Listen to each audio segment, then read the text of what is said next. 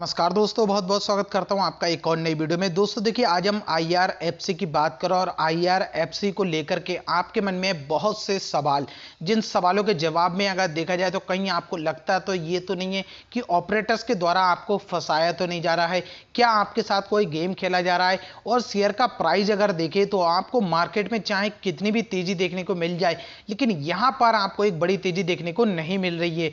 और अगर मार्केट में होती है थोड़ी सी भी गिरावट तो आपको शेयर में तुरंत ही गिरावट देखने के लिए मिल जाती है। शेयर कब ऊपर भागना शुरू होगा, किस तरह से आपको अपनी स्ट्रेटजी को लेकर के चलना चाहिए IRFC में, क्या आपको अभी बाय करना सही है या फिर माल बेच के निकल जाना चाहिए।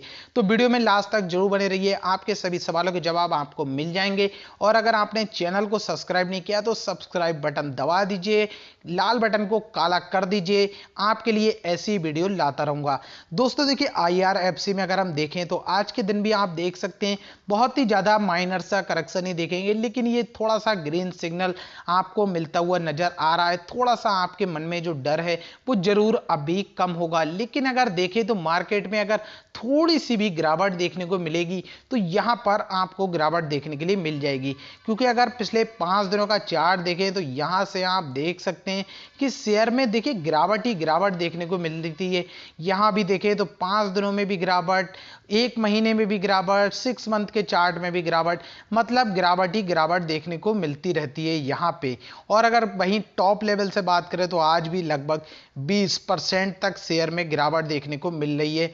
और जितने भी लोग हैं ज्यादातर IRFC में IPO के टाइम से लेकर के अभी भी होल्डिंग पोजीशन बनाए हुए हैं और लगातार अपना प्राइस भी एवरेज कर रहे हैं, लेकिन फिर भी उन्हें मन में एक डर सता रहा है कि किस तरह से हम इसमें फ्यूचर में रिटर्न कमा सकते हैं, क्या रियल में हम इसे एक मल्टीबैगर शेयर के तौर पे अपने पोर्टफोलियो में ऐड करके बैठ सकते हैं शांति के साथ में। तो दोस्तों यहां पे अगर आप एक चीज देखें तो इसका मार्केट कैप आपको यहां देखने के लिए मिलेगा 275 बिलियन, मतलब कि लगभग 27,000 करोड़ रुपए का इसका मार्केट कैप है। और इस हिसाब से देखें तो अभी अगर इनका शेयर होल्डिंग पैटर्न देखें तो हमें अभी NSE की ऑफिशियल साइट पे जहां आप IRFC को देख सकते हैं, और अगर यहां चलते हैं तो यहां आपको पहले नंबर देखने के लिए मिलेगा। यहां पे आपको दिख रहा है कंपनी का शेयर होल्डिंग पैटर्न, जिसमें कि प्रमोटर्स के पास 86.36% स्टेक है, जो कि मार्च क्वार्टर में भी आपको सेम देखने के लिए मिल रहा है। वहीं पब्लिक के पास देखें तो मार्च क्वार्टर में थोड़ी सी होल्डिंग आपको बढ़ती हुई नजर आ रही है, जो कि एम्प्लॉय ट्रस्ट में थी वो सारी शेयर होल्डिंग यहां पे पब्लिक के पास अब आ चुकी है। मतलब जितने भी एम्प्लॉय ट्रस्ट में था वो सारे शेयर बेच दिए गए हैं और पब्लिक के पास माल पहुंच गया है। तो यहां से आप एक चीज पहले तो ये समझिए कि जिस कंपनी का मार्केट कैप 27,000 करोड़ रुपए का मार्केट कैप है, और वहां से अगर कंपनी का जो 13.64% स्टेक है तो अप्रॉक्स मान के चल सकते हैं 4,000 करोड़ रुपए के शेयर मार्केट में हैं। तो यहां से एक चीज आपके मन में जो डर है उसको खत्म करने का सबसे अच्छा तरीका आप यहां से ये समझ सकते हैं कि 4,000 करोड़ रुपए के शेयर मार्केट में जो हैं इनको ऑपरेटर्स मैनिपुलेट नहीं कर सकते हैं। देखिए, ऑपरेटर्स ज्यादातर उन्हीं शेयर्स को मैनिपुलेट करते हैं जिसका मार्केट कैप इतना बड़ा नहीं होता है। और बहुत ज्यादा लेवल पे देखें तो रिटेल जो इन्वेस्टर हैं वो ज्यादातर होल्डिंग पोजीशन बना के रखे हुए हैं, लेकिन फिर भी जिस दिन मार्केट में थोड़ी गिरावट देखने को मिलती है, क्योंकि शेयर में है लगातार गिरावट, तो वहां से जो डर बनता है उस डर की वजह से जो रिटेल इन्वेस्टर हैं बहुत से अपना माल बेच देते हैं। लेकिन यहां आप देखेंगे एम्प्लॉय ट्रस्ट में से जो शेयर बेच दिए गए हैं वो भी अब आपको पब्लिक होल्डिंग में आते हुए दिख रहे हैं, मतलब कि जो रिटेल इन्वेस्टर है वो इससे बहुत ही ज्यादा जुड़ता हुआ जा रहा है। लेकिन जो सबसे ज्यादा डर सता रहा है कि शेयर प्राइस ऊपर की तरफ को चार्ट नहीं चलता हुआ नजर आ रहा है। लेकिन यहां दोस्तों आपको समझने की बात यह है कि लास्ट टाइम अगर देखें तो इन्होंने हमें डिविडेंड भी दिया, क्योंकि कंपनी का अगर यहां पे आप परफॉर्मेंस देखेंगे फाइनेंशियल रिजल्ट में अगर पिछले, तो यहां पे अभी डाटा इसलिए अवेलेबल नहीं है क्योंकि कंपनी आपको पता है तुरंत ही लिस्ट हुई है। लेकिन जैसे ही लिस्ट हुई उसके बाद ही इन्होंने अपने रिजल्ट्स पेश किए और उसके बाद आपको देखने को मिला डिविडेंड।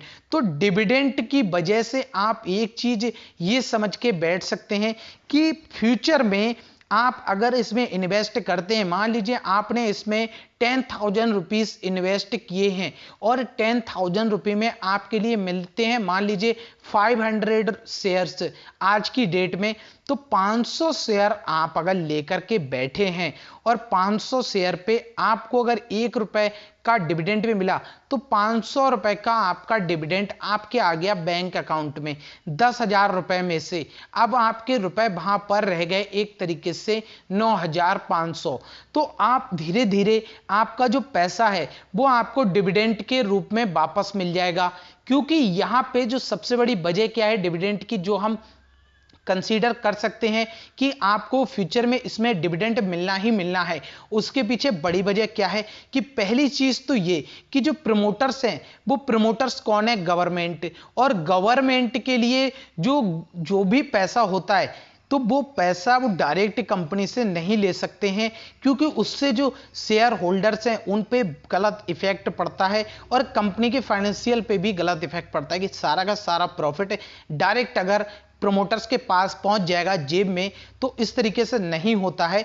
तो इसीलिए उसका तरीका क्या है कि कंपनी डिविडेंड के रूप में उस पैसे को बांट देती है, क्योंकि आपको पता है सिर्फ पब्लिक के पास 13% ही डिविडेंड में जाएगा, लेकिन प्रमोटर्स के पास जाएगा बड़ा हिस्सा। और जो डिविडेंड मिलता है उस डिविडेंड से आप ये समझ सकते हैं कि प्रमोटर्स जो है इस कंपनी को फ्यूचर में ऊपर की तरफ ले जाने की कोशिश करेंगे। और प्रमोटर्स है कौन, इंडियन रेलवे समझ सकते हैं या फिर डायरेक्ट इंडियन गवर्नमेंट समझ सकते हैं।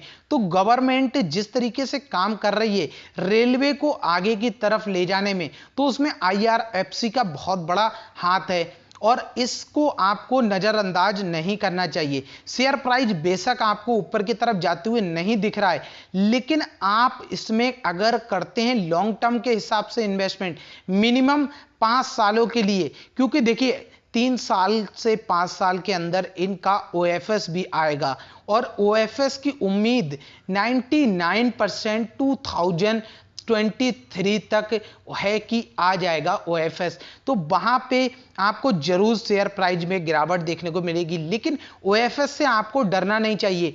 वहां पर जो गिरावट होगी, देखिए OFS ज्यादातर आता है तो लगभग 10% तक के डिस्काउंट पे OFS आता है, तो आपको वहां पे इसका एक अपॉर्चुनिटी लेकर के चलना चाहिए कि जब भी OFS आएगा, तो ये जो 26 का इसका IPO आया है वहां से काफी ऊपर पे OFS आएगा। OFS के टाइम इस शेयर का प्राइस लगभग 40 रुपीज रहने वाला है, तब इसका OFS आएगा। क्योंकि अगर कंपनी को लगता है कि OFS हम 26 रुपए से नीचे लेके आएंगे, तो कंपनी या फिर गवर्नमेंट से बड़ा कोई भी बेवकूफ नहीं होगा। और कंपनी की जिस तरह से प्रोग्रेस है, आने वाले सालों में भी आपको प्रोग्रेस बहुत ही शानदार दिखने वाली है। तो इस समय इसमें जो गिरावट है वो गिरावट सिर्फ और सिर्फ इस वजह से देखने को मिल रही है कि जो एम्प्लॉय ट्रस्ट ने भी अपना थोड़ा बहुत शेयर यहां पर बेचे हैं। दूसरा, जो पब्लिक के अंदर ट्रस्ट है वो थोड़ा सा ट्रस्ट का लेवल है वो डाउन हो चुका है, तो यहां पर आपको इसी वजह से गिरावट भी देखने को मिल रही है। दूसरा, जब ये कंपनी लिस्ट हुई तब से मार्केट में एक बड़ी गिरावट बनी हुई है और उसी वजह से आपको शेयर में भी एक गिरावट ही देखने को मिली है। बेशक कुछ वक्त के लिए मार्केट में तेजी थी, फिर भी इस शेयर में इतनी तेजी नहीं आई, लेकिन आने वाले टाइम में आपको यहां से मल्टीबैगर रिटर्न जरूर मिलेंगे दोस्तों, ये 100% तय है। और आपको जितना भी इसमें पैसा लगा है वो आपको डिविडेंड के रूप में बिल्कुल वापस मिल जाएगा।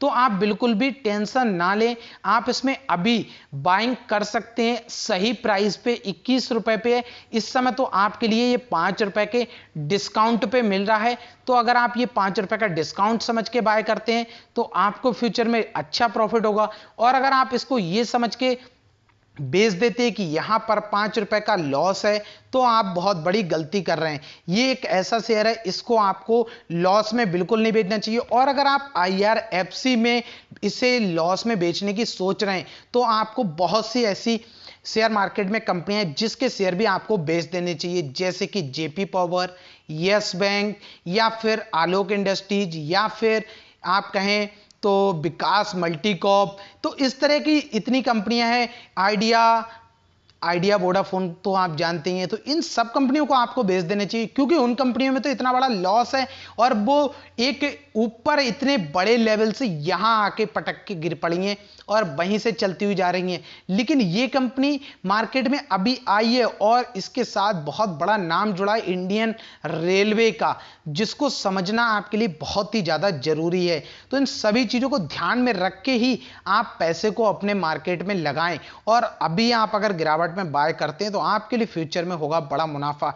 Q4 का रिजल्ट आने वाला है, वहां पर आपको उस समय से बनती हुई मिलेगी इसमें बड़ी तेजी, क्योंकि वहां पे वापस से डिविडेंड अनाउंस होने वाला है। तो इसलिए आप बिल्कुल अभी इसे डिस्काउंट पे बाय कर सकते हैं।